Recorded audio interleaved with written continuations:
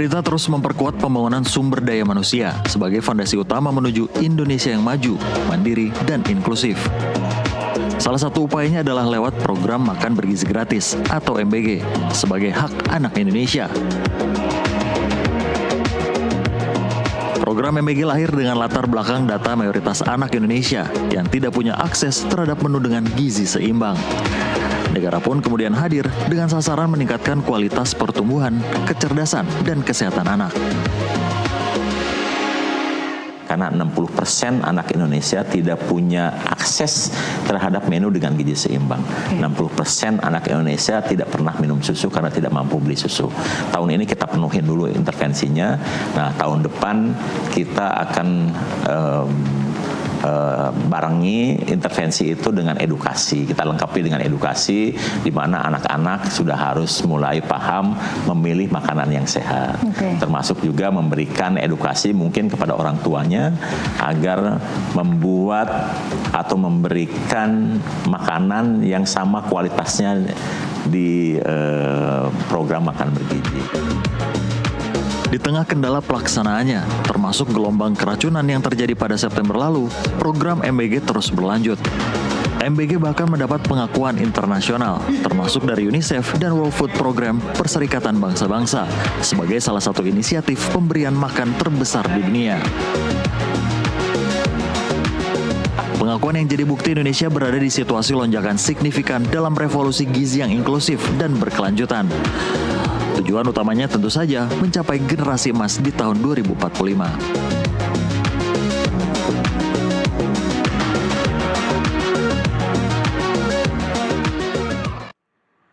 Pemirsa, Badan Gizi Nasional gencar mengkampanyekan makan bergizi sebagai hak anak Indonesia. Dan untuk lebih jelasnya kita akan membahasnya hari ini bersama narasumber kami yang sudah hadir di kesempatan NTV Prime sore hari ini. Ada Prof. Hardiansyah selaku Guru Besar Ilmu Gizi dan Ketua Majelis Wali Amanat IPB University. Selamat datang, terima kasih Prof. Hardiansyah. Terima kasih sudah Kanela. hadir ya di NTV Prime kali ini. Tentunya penting bagi kita ya semua ya untuk mengetahui sejauh mana sih program MBG berjalan dari implementasinya, kemudian standar menu, standar gizi, serta pemantauan kualitas dan sebagainya tuh kalau Anda mengamatinya di lapangan yang berjalan seperti apa, Prof? Ya, kalau kita dengar kan sudah berapa ya, belasan ribu ya dapur atau satuan pelayanan makan bergizi, iya SPPG. Dan dari belasan ribu itu memang kita dengar di berbagai media ada aja yang masih khilaf atau belum taat sama SOP. Ada yang belum sempurna, tapi tentunya kita terus mengingatkan supaya pemerintah dan berbagai lembaga mitra, kan ini yang melaksanakan mitra ya, berbagai yayasan, tentunya supaya semakin menegakkan standar-standar, prosedur, pengawasan juga diperketat, sehingga semakin zero defect gitu ya, semakin mendekati nol kehilafan-kehilafan yang terjadi. Oke, ini patutnya menjadi evaluasi bersama ya terkait dengan mungkin tadi yang kalau kita sempat dengar tadi gelombang keracunan dan lain sebagainya. Ini kan harusnya bisa menjadi perbaikan lagi ke depannya, Prof ya. Nah, berkaitan dengan pemenuhan hak gizi optimal bagi anak, Anda menilainya seperti apa, Prof? Ya, sebenarnya kalau kita bicara hak, bahkan istilahnya hak asasi manusia ya, human right. Jadi di dalam deklarasi internasional tentang human right, salah satu hak asasi manusia itu adalah pemenuhan kebutuhan pangan. Ada makanan, ada minuman, makanan yang dimaksud pangan itu ya. Tentunya dalam rangka apa? Dalam rangka pemenuhan kebutuhan gizi. Nah, apa maksudnya tadi bahwa pangan itu bagian hak asasi manusia? Andai ada orang yang tidak mampu memenuhi kebutuhan pangannya, maka negara harus turun, harus hadir, harus turun tangan, harus meregulasi supaya jangan sampai ada orang yang tidak memenuhi kebutuhan pangannya. Apa itu negara? Negara itu pemerintah dan masyarakat. Jadi kita bersyukur pemerintah dipimpin Pak Prabowo menginisiasi tersebut, dan harusnya juga namanya pemenuhan hak asasi bersama masyarakat. Nah, kita lihat ada kontribusi masyarakat termasuk mitra yayasan, ada supplier, ada tenaga akuntan, tenaga gizi, ada kepala di satuan. Itu kan peran-peran juga dari masyarakat. Ada yang masak, ada yang memotong, ada yang mengolah, ada yang nganterin, ya kan? Ada yang mengemas. Jadi saya kira memang tentunya digerakkan oleh pemerintah ya. Dan tidak lepas dari perannya masing-masing begitu ya, dari kolaborasi. Dan di Undang-Undang Pangan di Indonesia juga itu ada pasal bahwa pangan adalah bagian dari hak asasi manusia. Untuk pemenuhan kebutuhan gizinya, Prof, sejauh ini dari nilai gizinya maksud dari kebutuhan pangan itu kan dalam arti fisik yang tampak itu kan pangan. Orang tidak pernah melihat zat gizi kan. Pernah melihat vitamin C nggak, Kak Nela? Vitamin C? Nggak pernah lihat kan. Yang lihat tabletnya doang kan. Di dalamnya kan nggak kelihatan. Sama dengan kita makan makanan pokok, lauk pauk, sayur, buah, di dalam itu implisit.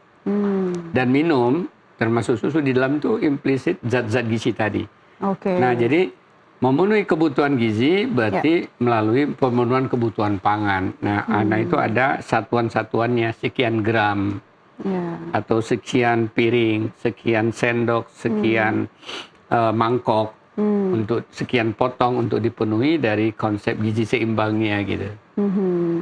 Pemenuhan dari gizi optimal, isi piring MBG itu juga termasuk salah satunya dari protein hewani atau juga susu begitu ya. Prof bisa MBG jelaskan? kan hanya sebagian dari totalitas kebutuhan harian ya.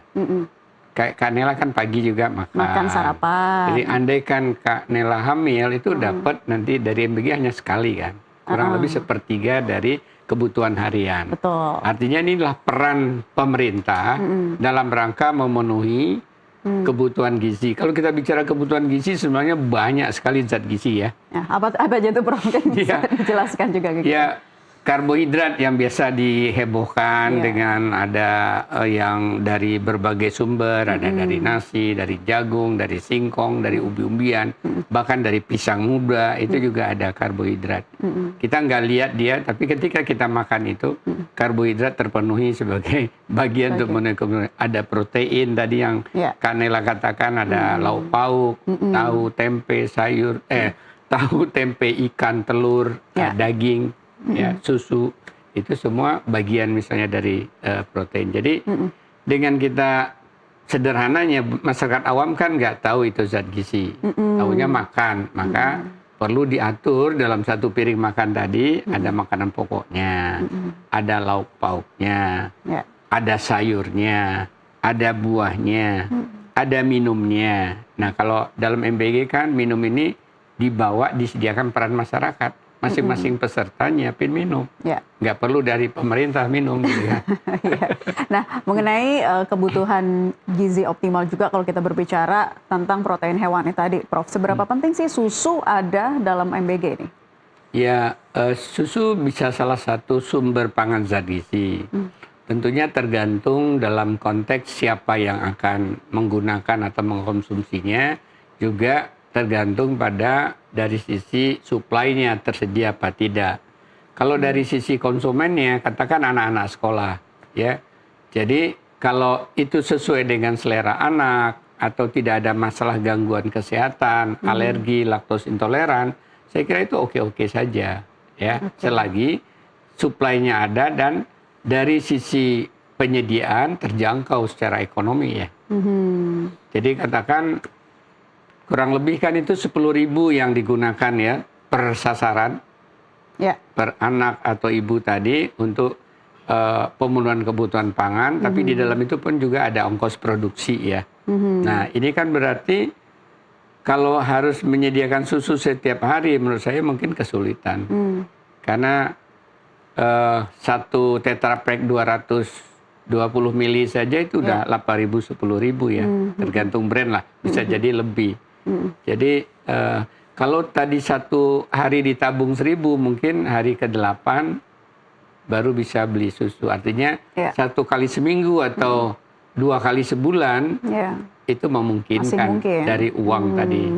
Tapi kalau ketika harga-harga susu naik tentunya agak sulit. Jadi prioritaskan dulu makanan pokok, lauk pauk, sayur, buah ini. Kalau memang nanti dalam perhitungan secara ekonomi tergantung lokasi nih ya. Di daerah yang jauh dari sumber susu ini kan jadi mahal. Ya, tapi kalau di Jawa relatif ada Pasuruan, Boyolali, ada masih banyak lah ya, bisa di Lembang, di Bogor daerah dingin Ciawi itu kan relatif mungkin apalagi susu seger ya, relatif murah per liternya 1 liter bisa dikonsumsi 10 sampai 6 anak misalnya gitu. Jadi kan. daerah-daerah yang masih kesulitan itu Prof mantau. Iya, terutama daerah panas ya, sulit memelihara sapi perah seperti di NTT misalnya kan. Itu pasti susu didatangkan dari Jawa bahkan kadang dari luar negeri gitu ya. Itu kan jadi kendala ya. Bahwa dia mengandung zat gizi iya, nggak ada yang bisa memungkiri bahwa susu mengandung zat gizi. Masalahnya ada 13 zat gizi esensial. Oh, lebih. Ya, ada puluhan, bahkan kalau asam-asam lemak asam aminonya bisa ratusan zat gizi. Wow. Jadi orang merasa kenyang tapi belum tentu loh terpenuhi zat gizinya. Karena saya baru aja melakukan review literatur ya, anak-anak Indonesia itu hampir separuhnya mengalami defisiensi vitamin D. Ya, vitamin D ya. Iya, bahkan orang-orang dewasa yang jarang keluar, kita kena matahari. Nggak kena matahari, makannya juga nggak benar, itu 70%. Padahal vitamin D itu baik juga untuk kesehatan mental ya, Prof? Tidak hanya kesehatan mental, untuk imunitas, ya, untuk tulang. Ya, kita ini akan rontok kalau tulangnya nggak bagus. Ya. Nah, defisiensi vitamin D itu bisa didapatkan dari mana nih kalau optimal? Vitamin D itu banyak di ikan, termasuk di susu, ya, di telur, ya. Kalau dari nabati itu misalnya jamur, tapi kita kan makan jamur itu termasuk produk elit ya. Produk elit Coba ternyata. saya tanya, sebulan terakhir makan jamur apa? Ya biasa sih di restoran-restoran yang all you can eat. Iya kan, mahal kan? Mahal. Ya, jadi kecuali masyarakat diajak budidaya jamur sendiri gitu ya. Itu sumber vitamin D. Jadi wajar sekali temuan-temuan menunjukkan masalah vitamin D itu cukup besar.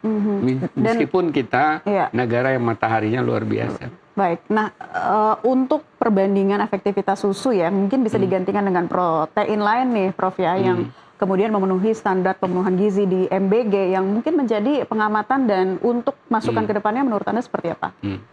Ya, umumnya pangan hewani ya dari ikan, dari ternak ya itu termasuk susu tadi umumnya kan tinggi protein, asam aminonya lengkap ya. Dan alternatifnya ya tentu ada telur ya. Yang paling murah pertama menurut saya untuk di Pulau Jawa ya, telur dan ikan, ikannya ikan yang dibudidayakan. Lele lebih murah dibanding ikan laut menurut saya. Ya, jadi di daerah yang memang bisa produksi ikan darat, ya ikan air tawar, itu bisa jadi lebih murah. Tapi kalau di daerah pantai tentunya ikan laut jauh lebih murah, lebih gampang. Ikan kembung gitu ya Prof ya? Iya, kembung, macam-macam. Meskipun ikan-ikan sifatnya tadi ikan teri, itu bagus sekali ya. Kandungan zat gizinya juga ya, bahkan asam lemaknya. Termasuk juga bisa mengatasi masalah-masalah yang terjadi di Indonesia saat ini seperti stunting dan juga malnutrisi, Prof. Iya, jadi kalau kita ingin mencegah stunting sejak dini dari persiapan kehamilan, itu kan tulang ini sebenarnya dulu tuh seperti pasta gigi awal mulanya ketika dalam janin. Lembut, ada air. Itu kombinasi dari ada berbagai mineral, puluhan mineral, plus dengan yang namanya kolagen. Yang kalau buat wanita-wanita itu taunya jadi kinclong gitu ya. Glowing. Tapi glowing ya. Nah itu sebenarnya diperlukan dalam membentuk tulang tadi. Protein, salah satu bentuk kolagen dengan berbagai mineral matriks. Dan juga perlu berbagai vitamin untuk metabolismenya, termasuk vitamin D untuk menarik ya berbagai mineral khususnya kalsium tadi. Dengan adanya MBG ini anak-anak Indonesia jadi semakin mengerti arti penting dari nilai gizi dalam isi piring itu ya Prof ya? Ya, bila disertai pemberian makan tadi dengan edukasi. Kalau hanya sekedar diberikan, ya tentunya dia hanya tahu jenis, dia tahu enak, tapi nggak tahu ini untuk apa dan tapi kan tadi di awal saya lihat himbauan Dr. Dadan, Kepala Badan Gizi Nasional kan segera akan dilakukan peningkatan edukasi gizi, literasi gizi. Nah ini menurut saya peran guru luar biasa ya. Peran guru. Karena jumlah nutrisionis di Indonesia itu kan sedikit ya. Ya. Meskipun dihasilkan setiap tahun sekitar 11.000, tapi untuk menjangkau sekian banyak sekolah, nggak mungkin didatangi setiap hari kan. Ya, jadi harus ada peningkatan kapasitas guru, dilatihkan oleh nutrisionisnya kepada guru-guru, nanti guru bisa menyampaikan, seperti halnya di posyandu lah. Ada dokter puskesmas, ada tenaga kependudukan, dia melatih kader kan. Kader posyandu lah yang menyampaikan pesan-pesan kepada ibu hamil, ibu menyusui, ibu-ibu di posyandu. Nggak mungkin langsung dokter, nggak mungkin langsung nutrisionis atau tenaga gizinya karena keterbatasan tadi. Satu puskesmas paling hanya 1 sampai 3 orang kan tenaga gizinya. Padahal itu berapa ribu yang. Iya. Jadi ini menjadi tantangan ke depan ya. Harus salah satunya memang harus dilakukan edukasi itu tadi ya, Prof. peningkatan kapasitas orang yang potensi menyampaikan pesan. Bisa juga kalau misalnya di pesantren ya kiai-kiainya ya, ustadz-ustadznya, guru ngajinya. Sehingga mereka bisa sambil mengajar sampai menyisipkan pesan-pesan gizi tadi. Nah, nanti kita akan membahasnya lebih lanjut, Prof. Ardiansyah. Kita harus jeda terlebih dahulu, dan pemirsa tetaplah bersama kami. NTV Prime masih akan kembali untuk Anda terkait program MBG sesaat lagi.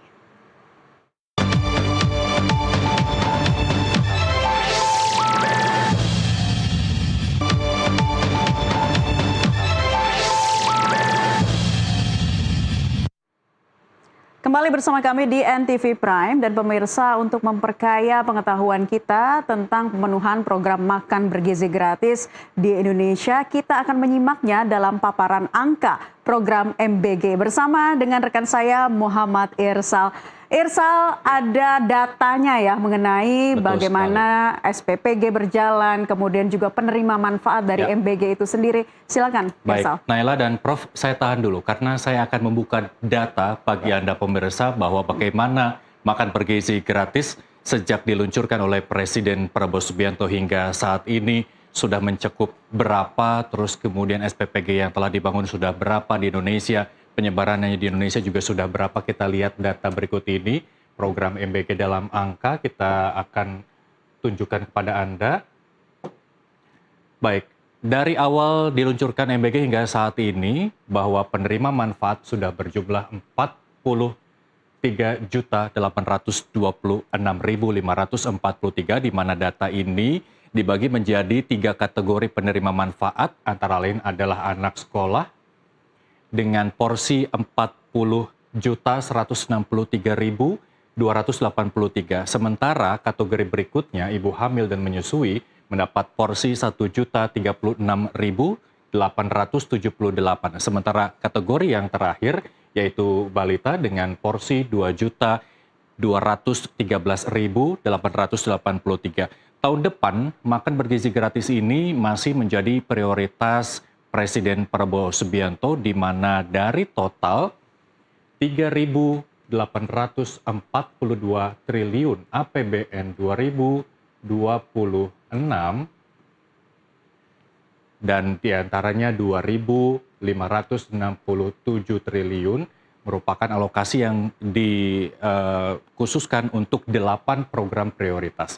Nah, salah satu dari 8 program prioritas adalah makan bergizi gratis, yang mendapat porsi 335 triliun rupiah. Angka ini mungkin nanti juga akan dielaborasi oleh Naila dan juga Prof. Ardiansyah, apakah sudah cukup untuk memenuhi kebutuhan gizi masyarakat Indonesia selama 2026 dengan 3 kategori yang tadi saya sampaikan. Nanti Naila akan konfirmasi kepada Prof. Ardiansyah.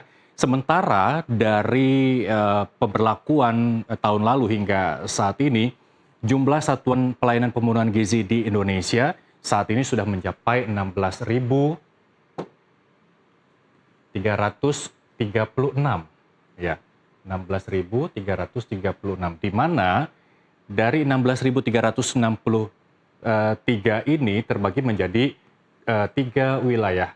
2.075 SPPG diantaranya berada di wilayah 1, yaitu Pulau Sumatera, termasuk juga Aceh, terus kemudian Bangka Belitung, Lampung, Jambi, dan lain sebagainya. Sementara wilayah 2, jumlah dapur SPPG mencapai 9.872, yang masuk ke wilayah 2, di mana ini adalah berada di Pulau Jawa. Jawa Timur, Jawa Barat, Jawa Tengah, Yogyakarta, DKI Jakarta, dan juga Banten. Sementara sisanya ada di wilayah 3 dengan total 4.416 SPPG berada di wilayah timur, mencakup Kalimantan, Sulawesi, Papua, kemudian ada Bali, Nusa Tenggara Timur, Nusa Tenggara Barat, dan lain sebagainya. Nah, ini tidak berhasil tanpa ada dukungan supplier yang berada di seluruh Indonesia. Hingga saat ini, jumlah supplier yang terlibat, tadi juga sudah diungkapkan oleh Prof. Hardinsyah, hingga saat ini ada 36.203 supplier yang menyuplai makan bergizi gratis untuk 3 kategori, antara lain pelajar, kemudian ibu hamil, dan juga balita. Sementara dari 36.203 ini terbagi menjadi sejumlah kategori yang ditugaskan, antara lain adalah koperasi dengan porsi 4.453, sementara BUMDes ada 572, maksud kami yang koperasi 4.457, sementara yang UMKM ada 17.116. Nah, lainnya ini ada 13.991. Mungkin nanti Prof. Hardinsyah juga apakah mengetahui lainnya ini, selain dari ini, ada supplier apa saja, dan dari sejumlah supplier ini nyatanya mampu merekrut sejumlah 693.238 tenaga kerja. Ini memang luar biasa. Apakah dengan anggaran 335 triliun MBG di 2026 mampu mendongkrak kembali penyerapan tenaga kerja? Kita lihat nanti. Untuk sementara itu, data yang kami sampaikan kepada Anda pemirsa nanti juga bisa dielaborasi dengan Prof. Hardinsyah dan juga Naila. Silakan kembali ke Anda terlebih dahulu.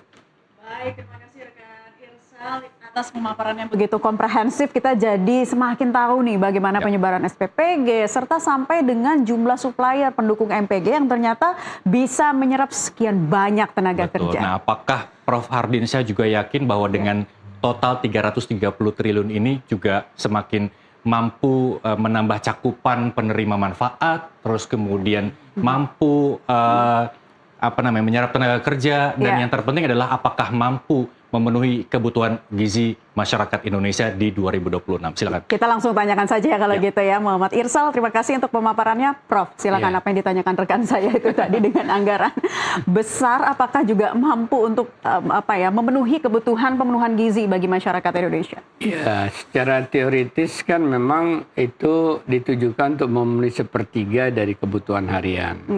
Masalahnya tentunya perlu ada upaya-upaya pemantauan atau monitoring untuk melihat apakah yang direncanakan dilaksanakan apa tidak.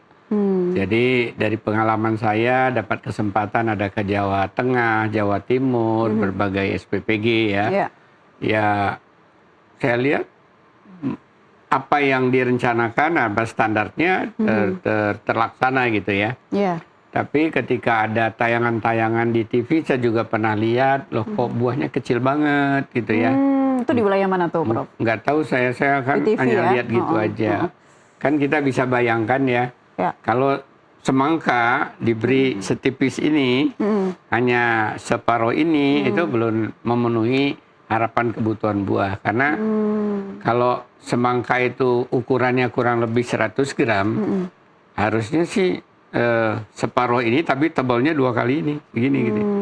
Jadi pengawasan memang itu harus menjadi fokus lagi ke depannya ya. Ini penting untuk dilakukan. Terutama terhadap mitra supplier, karena kan apa yang dimasak adalah apa yang disuplai ya. Kemudian apakah masalahnya di supplier, apakah masalahnya di pemasakan, ya. Atau mungkin pemasaknya belum disosialisasikan standar-standar ukuran tadi. Jadi saya pikir mungkin kebetulan aja saya lihat berapa, tapi itu 3 bulan yang lalu ya. Berarti memang harus diselidiki lebih jauh dong. Ini runutnya tuh dari mana sebenarnya masalahnya? Apakah di SPPG-nya atau juga suppliernya justru yang berkaitan dengan koperasi, BUMDes, UMKM tadi? Iya, karena rantainya kan pengadaan pasti ada supplier. Terus ada yang masak, yang ngelola. Kalau yang di dropnya nggak mencukupi untuk pagi itu tentu akan problem. Tapi kalau yang di dropnya ya cukup. Bayangkan misalnya kalau 100 anak akan atau 1000 anak. Kalau satu semangka tadi, tergantung ya, karena yang 2 kilo barangkali. Potong 20, artinya 100 gram. Ya kan? Berapa tuh? Potong 20 kan? Iya. Kalau 2 kilo, Betul. dibagi 20 kan 100 gram. 100 gram. Tapi kalau dia potong 40, masih satu potong juga, tapi isinya separohnya kan? Iya. Beda dengan telur. Telur satu butir relatif sama lah, 50-55 gram. Tuh. Kalau begitu dipotong telur ketahuan kan? Iya. Oh ini setengah potong, bukan satu butir telur. Tapi kalau buah potong, beda dengan jeruk. Kalau jeruk ada yang 1,8 kilo, ada yang 1 kilonya 4, tergantung besarnya. Tapi kalau 1,8 kilo berarti 125 gram. Ya. Nah, itu sense untuk melihat ukuran itu juga harus dimiliki. Mungkin Kanela juga punya sense kali ya. Iya. Oh ini 125 gram, karena kalau saya beli jeruk sekilo itu ternyata isinya 8. Gitu kan. Oke.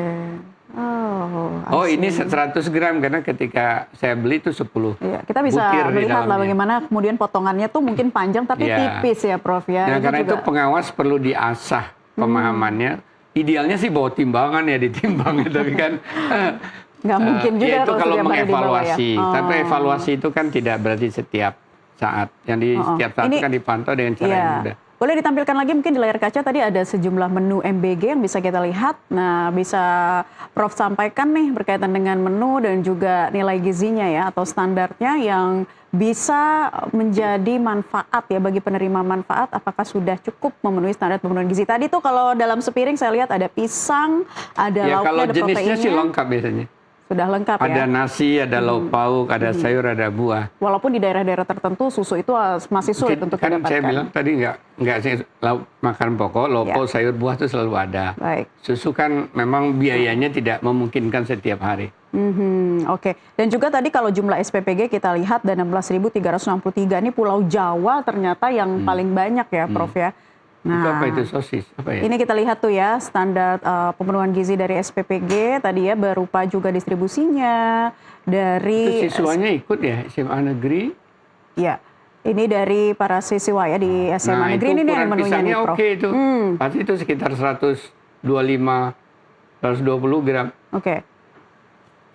Itu berarti Dari ukuran pisang kita lihat. Kan bisa pisang juga tapi ukurannya kecil. Nah, I jadi see. Berarti harus memang diawasi betul-betul ya dengan menggunakan ya sense artinya tadi kan ya. targetnya itu kan dengan uang sekian memenuhi kurang lebih sepertiga kebutuhan harian. Iya. Dan kalau dia terpenuhi lama-lama baru dia berdampak bagus kan kepada pertumbuhannya, pada perkembangan anaknya, kepada pertambahan berat badan ibu hamil, bayinya makin janinnya tumbuh dengan baik, melahirkan tidak pendek Iya. atau enggak Mencegah stunting. stunting dan lain sebagainya ya. Prof, tadi kalau kita lihat dalam jumlah pemenuhan SPPG ini, apa yang menjadi evaluasi lagi ke depan? Ya, setiap tahun itu kan saya kebetulan periode lalu memimpin Asosiasi Institusi Pendidikan Tinggi Gizi Indonesia, udah selesai sekarang. Jadi setiap tahun itu dihasilkan dari ada diploma 3, ada sarjana terapan gizi, ada sarjana gizi, ya pendidikan 3 dan 4 tahun itu sekitar 11.000 se-Indonesia ya. Setiap tahunnya? Setiap tahunnya dihasilkan. Jadi mereka senang sekali ada kesempatan kerja gitu ya.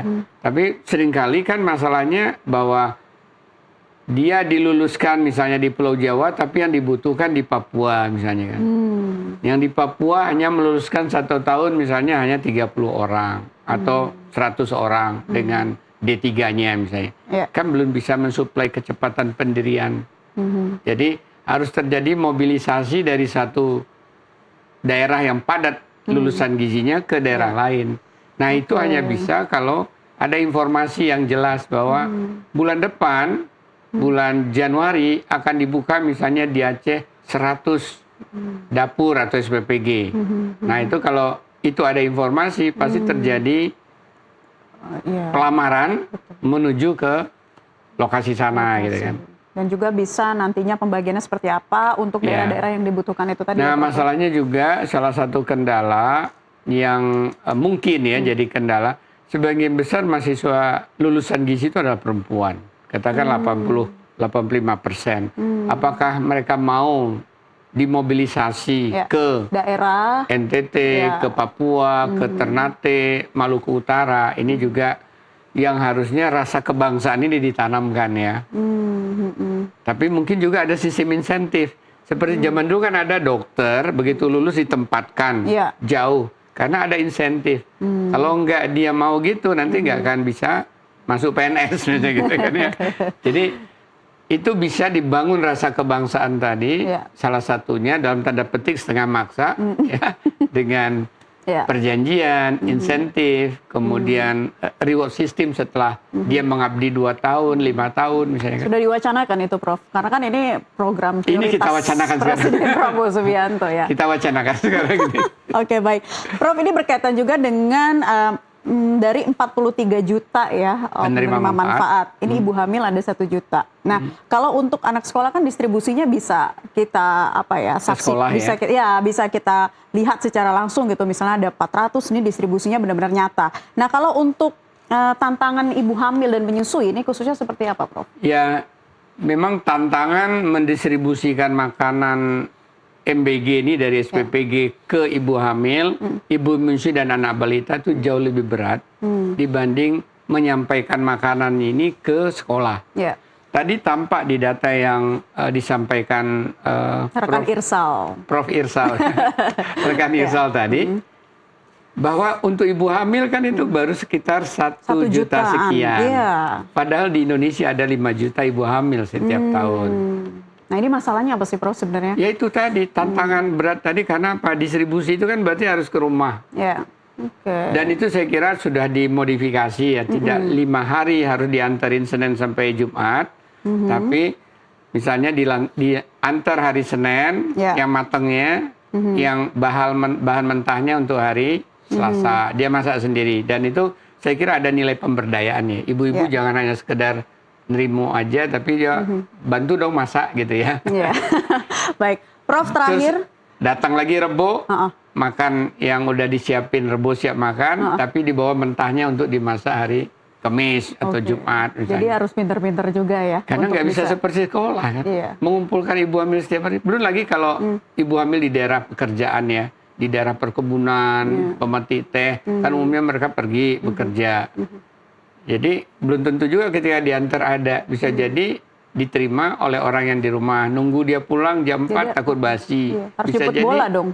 Bisa jadi ini kan bisa dinikmati dulu oleh yang di rumah kan. Jadi takutnya nanti tidak tepat sasaran ya. Prof, terakhir sampaikan juga bahwa program makan bergizi gratis ini bukan hanya untuk sekedar memberikan makan kepada penerima manfaat, tetapi juga membangun ekosistem gizi, hak untuk anak menerima gizi, dan juga membangun ekonomi yang berkelanjutan. Ya, menurut saya MBG tidak hanya untuk gizi dan ekonomi, tapi pertama betul untuk perbaikan gizi yang nanti bisa dilihat dari ukuran tubuh, tinggi badan anak, kemudian bayi-bayi yang dilahirkan tadi, potensinya lebih sehat, kemudian juga lebih beratnya normal, panjang badan lahirnya juga normal. Kemudian begitu dia disertai dengan sistem pendidikan yang bagus, ya gurunya juga memadai, suasana pembelajarannya juga jadi ceria, pasti ini akan berdampak pada kemampuan kognitifnya, kemampuan berpikir si anak. Dan kombinasi antara fisik dan kecerdasan inilah yang kita bisa melahirkan manusia-manusia Indonesia, bangsa Indonesia yang semakin mampu bersaing tidak hanya dalam negeri tapi dengan konteks global. Ya, jadi sukses pendidikan akan melahirkan tentunya generasi bangsa yang lebih baik. Nah, di balik itu tentang ekonomi ya. Di samping ekonomi juga lingkungan sebenarnya. Lingkungan. Iya, karena dengan menggunakan pangan-pangan dari lingkungan terdekat, mau tidak mau tentunya ekonomi dan lingkungan tadi jadi dimanfaatkan secara baik gitu ya. Dan juga kalau ada waste itu juga berdampak pada kalau dikelola dengan baik, lingkungan juga baik, nggak ada aroma yang nggak sedap, karena di waste-nya digunakan pupuk, waste-nya digunakan untuk makan cacing, makan ayam, makan ternak, dan lain sebagainya. Bayangkan kalau waste-nya nggak dikelola, itu kan menimbulkan aroma tak sedap ya. Oke. Jadi itu Ya. pun akhirnya menimbulkan peluang kerja juga kan. Baik. Orang mengelola sampah itu Ya. kan bisa sumber cuan ya. Nantinya evaluasi ataupun tantangan ini bisa terus dioptimalkan nanti ke depan untuk bisa menciptakan generasi emas yang cerdas dan juga bisa memenuhi harapan masyarakat ya, terutama bagi penerima manfaat. Iya. Terima kasih Prof. Hardinsyah, Guru Besar Ilmu Gizi dan Ketua Majelis Wali Amanat IPB University sudah bergabung di kesempatan NTV Prime kali ini. Selamat beraktivitas kembali, Prof. Terima kasih Hardinsyah. Kanila, terima kasih pemirsa semua ya. Dan pemirsa tetaplah bersama kami, NTV Prime akan hadir kembali untuk Anda usai jeda pariwara berikut ini.